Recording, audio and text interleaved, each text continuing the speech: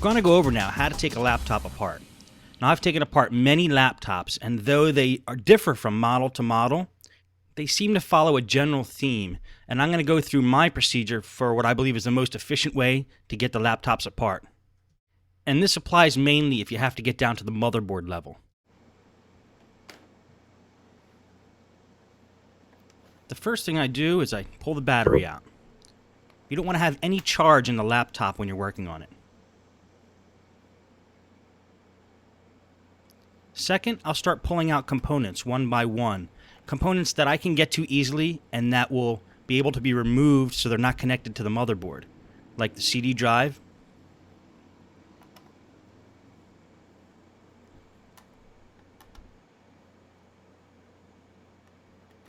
And here I'm getting to the RAM.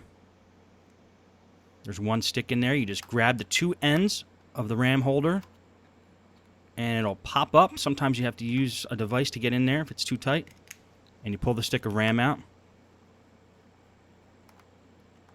Then you have a wireless card. And wireless cards have that antenna. It's usually a black, gray, or white cord. It just pops right off. And again, the wireless card comes out just like the RAM does.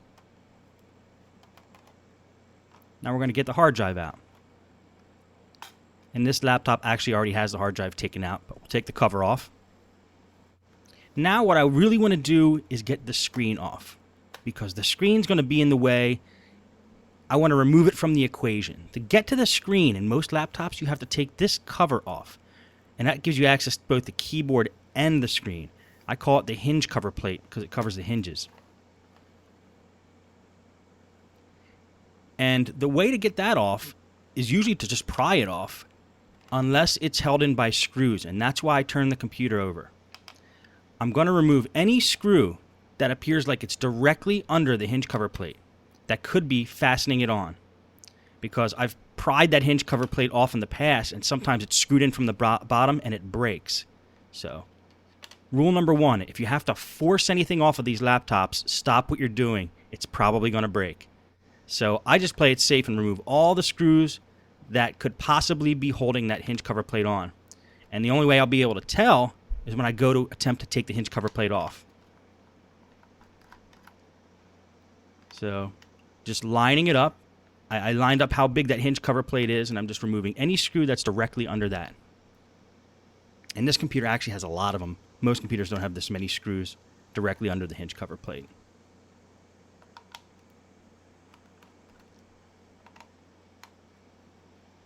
And that looks like all of them that could possibly be holding it in.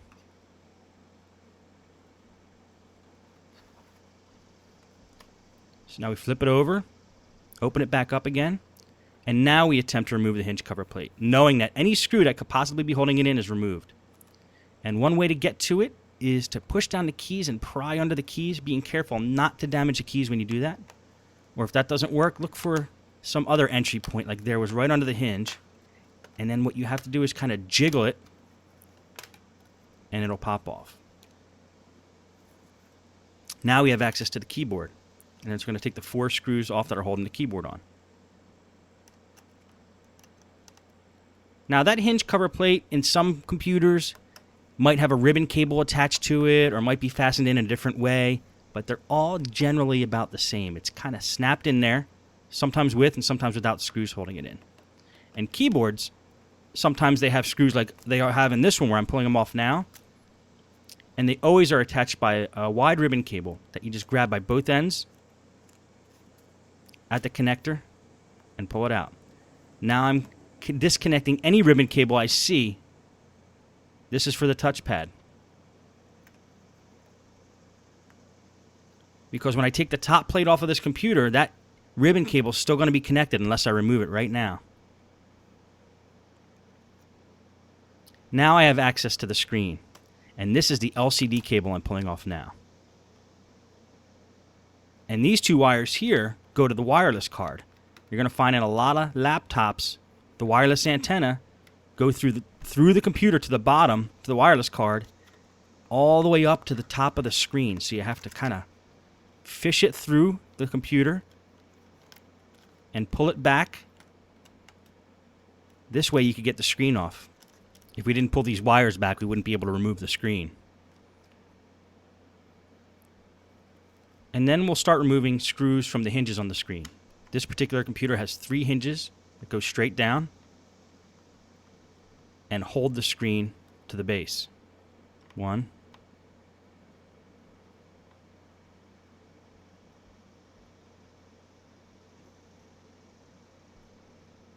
And they're on pretty tight, which is a good thing. You want these screws to be tight on a computer because these are the ones that are holding the screen on. You don't want the screen to be flapping around. And then we'll pull the screws out of the other side. Now, if you'll notice what I'm doing with the screws after I'm taking them out of the computer, I'm putting them loosely in certain piles so I remember where they go. And we're going to talk more about this at the very end of this video, so don't get too hung up on wondering what screws go back into the computer and what positions. We will address that because that's definitely a big question.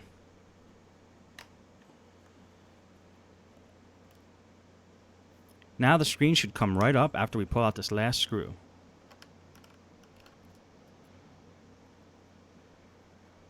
The screen pops right out. Now our objective is to remove the top part of the case from the bottom part of the case so we get to the motherboard.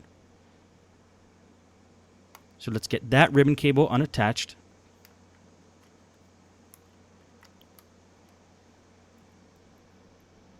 And this computer has a little circuit board here that needs to be removed, which we'll do now.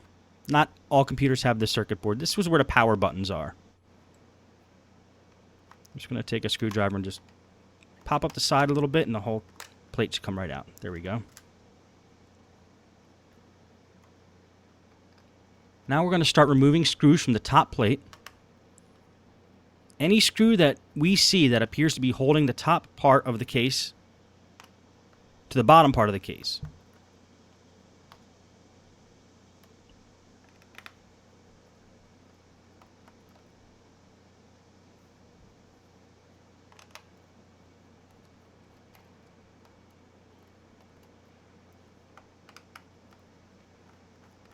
And we're going to do our best to find every one. And we'll know if we miss one because the cases won't come apart. And now we want to turn it over and remove any other screw that appears to be holding the 2 cases together.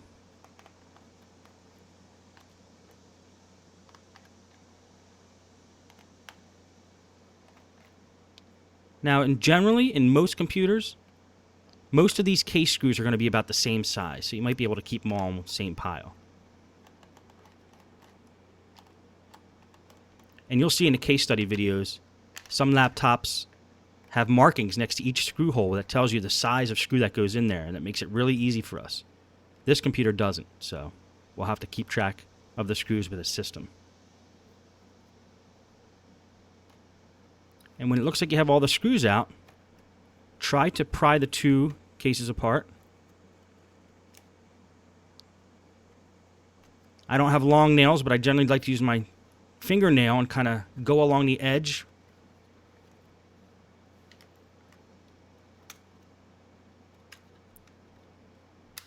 And just find some entry point where there's already a little bit of an opening there, a gap that you can get your nail in and kind of bring it all around and try to get these 2 cases apart.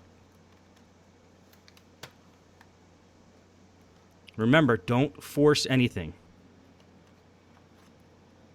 And it looks like this is being held in by something, so let's check for screws. And yes, I forgot 1 screw on the top part of the case.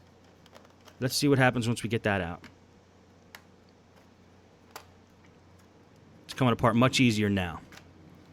So I'm glad that was in the video because I want you guys to know if it looks like it's not coming apart easy, there's probably a screw holding it in somewhere that you missed. Now we have access to the motherboard here.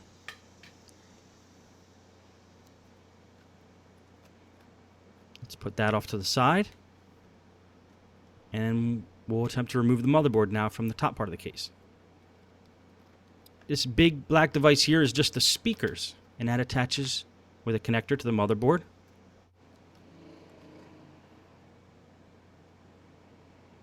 Now, certain screws on the motherboard are labeled, and that's what I'm pointing to now. They have letters next to them. Usually there's white arrows, or there could be letters, like on this computer, that's basically telling you what screws you need to remove to get the motherboard off. The motherboard has many screws if you look at it from the top, but you only need to take a few of them off to get the motherboard off. And it's usually marked on the motherboard by white arrows. In this case, it was marked with the letter PA.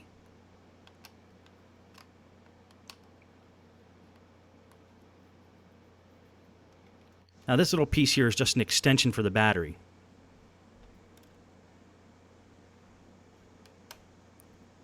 Now we're going to remove all the screws on the motherboard marked with PA.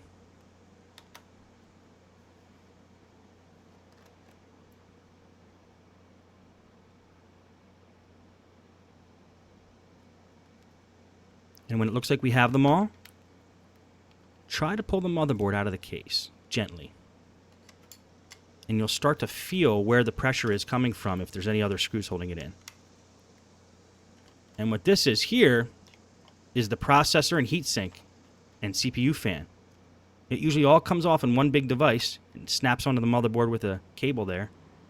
And if you notice those numbers, 1, 2, 3, right next to the screw holes, that's usually an indicator, and it will be on most laptops, an indicator of what screws hold in the heatsink over the processor, so you don't tighten them all down in the wrong way. It actually is a guide. It helps you as a guide.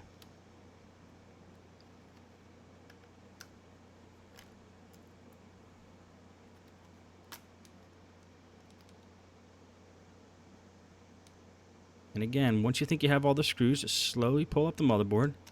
And you'll start to feel it if you missed one. And this should be the last one there. And just kind of jiggle it until it starts to come loose.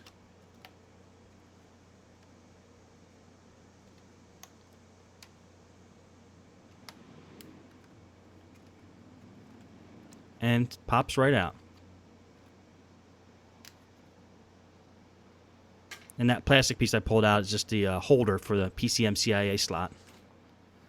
I'm going to lay something down so there's no static electricity on the motherboard when I place it down.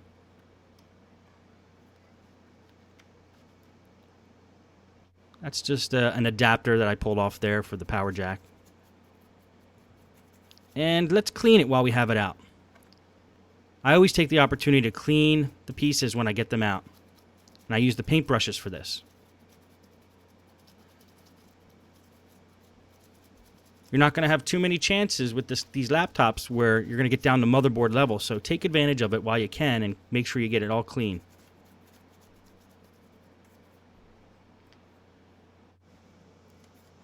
And since you have the fan out for the processor, blow it out with compressed air.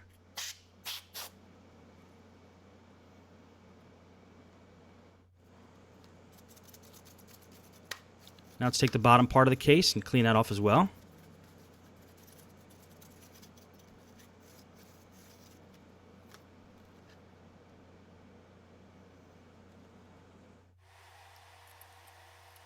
And now, say if you did have to do a motherboard replacement, you got to start putting everything back together again. And I sped this video up because putting it back together is almost identical to taking it apart in reverse order.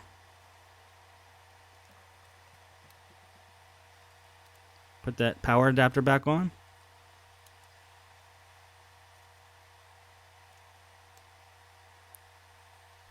Now we're putting the screws all back on the motherboard marked with the letters PA.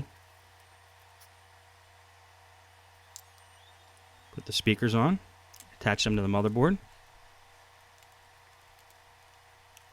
They just fit right in there, which they usually do. And that's just a battery extender. Make sure you have all the screws on that were originally on the motherboard before you put the black cover back on. And that's twice I just checked to make sure I had them all back on there, and I do now. So now I can put the cover back on. It'll usually snap right together.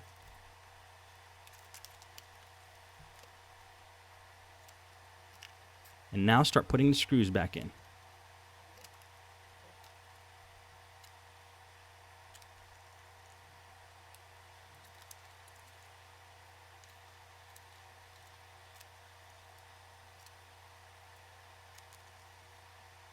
Now if you notice, these are screws I took out originally because I thought they were holding the hinge cover plate on. But since they're not, I can put them back on now. And then I'll put all the screws back on the top plate, or top part of the case. Attach the ribbon cable for the touchpad.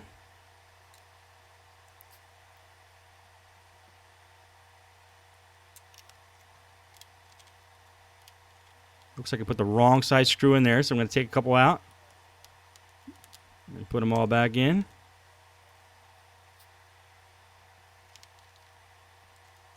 Sometimes you got to take a step back before you go forward. Happens to the best of them. Now put the rest of the screws in. Put that circuit board back in that has the power buttons on it, and make sure you attach the ribbon cables. Always attach your ribbon cables when you're putting things back, otherwise you have to take the whole laptop apart again. It's something that you just have to remember to do. You might get the whole thing back together and then realize the keyboard's not working because you forgot to attach the cable back to the motherboard. And we're just putting the screen on now. Now what I'm going to do, if you watch, is take a bigger screwdriver when I'm done tightening these up, because I want a little extra torque on these screws, because I don't want the screen to be flapping around. I want those screws to hold. So I just take a little bigger screwdriver and put a little extra torque into them before I put everything back. Attach the LCD cable, and now we're going to feed the wireless antenna back through the computer the same way it came out. We're going to close it up, pull the wires through. Might as well throw the wireless card in now just to get those antenna out of the way, and they snap right back on to the little connectors there. Nothing magical about those connectors. They're very easy. Just put the RAM in.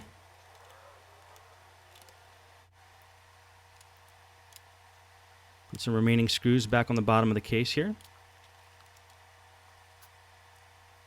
Okay, let's throw the keyboard in. Attach it to the motherboard with the ribbon connector.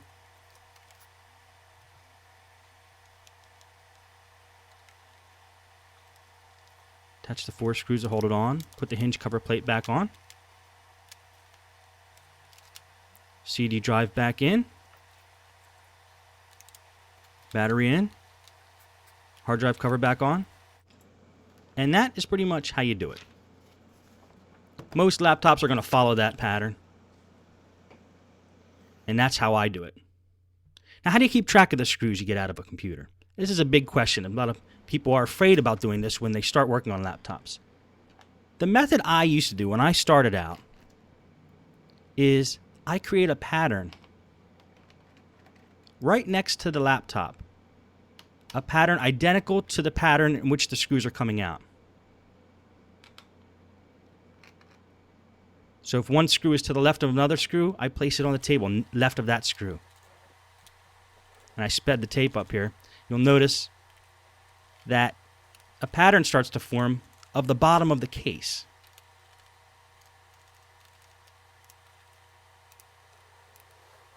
And now I know where each screw goes when I go to put them back.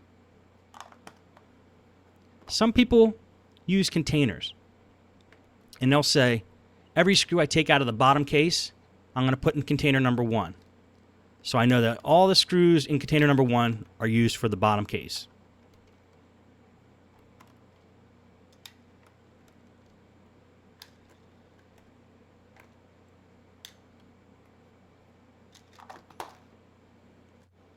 And then I'll get a second container. And this will be for maybe screws on the top part of the case, or screws holding the keyboard or the screen on. And then when you're down to motherboard level, there's more screws.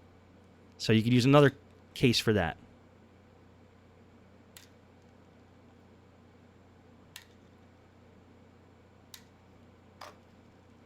And that's one way to track what screws go where. I've seen people take plastic bags and lay them down in layers. Anything on the bottom layer goes into that bag. Keyboard layer goes in that bag. The top layer goes in that bag. The motherboard layer goes in that bag. And they layer them on top of each other so they know the order in which they go back.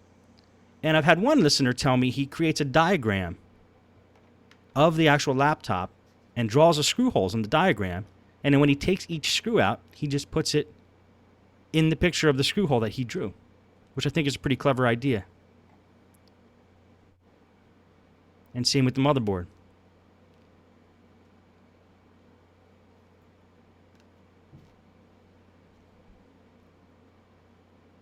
And he does that for each layer that he has to. Well, that's pretty much all you need to know for now. If you watch the case study videos, you'll see some of these techniques to put in action, and I think then you'll be ready to do it yourself. Good luck.